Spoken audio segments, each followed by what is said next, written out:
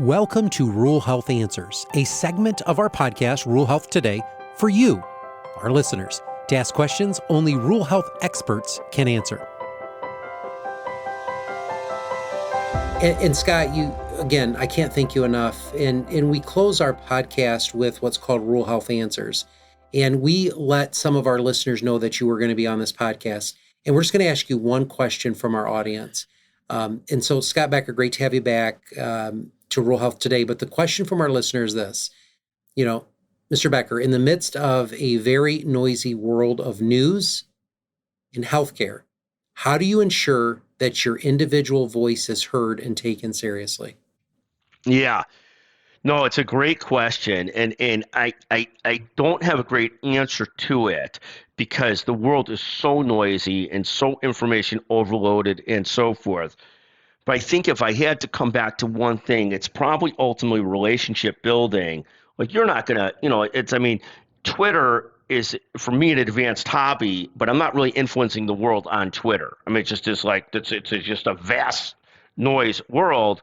What I can do is talk to one of my children side by side about something and maybe have influence on them. And I think, there's this old adage, and it goes back to the team concept, that your real professional life, you might have thousands of connections, thousands of everything, but your real professional life is built around 5 to 10 relationships. Your real personal life is the same thing. You got your, whatever your life is, handful of friends, spouse, partner, whatever it is, your children, your real life is built around a handful of close friends, a handful of people. And so if I'm this person and trying to influence things or be involved in things, I'd be involved with the local hospital. I try and develop relationships, but you can't be trying to influence the world broadly is just so hard today because there's just so much information overload. I think it comes down to same thing it's always come down to is relatively a small number of relationships and going from there. Absolutely. Great advice. Thanks for joining us today. And thank you to our listeners for tuning in to Rural Health Today. Catch our next segment, Rural Health News, to stay up to date on the current state of rural healthcare every Monday, wherever you get your podcast. Don't forget to check out the latest updates on resources from Rural Health Today at ruralhealthtoday.com, and make sure you subscribe to the show so you never miss an episode. Until next time, remember the power of rural.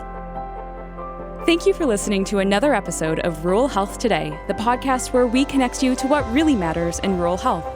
Rural Health Today is a production of Hillsdale Hospital in Hillsdale, Michigan, and a member of the Health Podcast Network.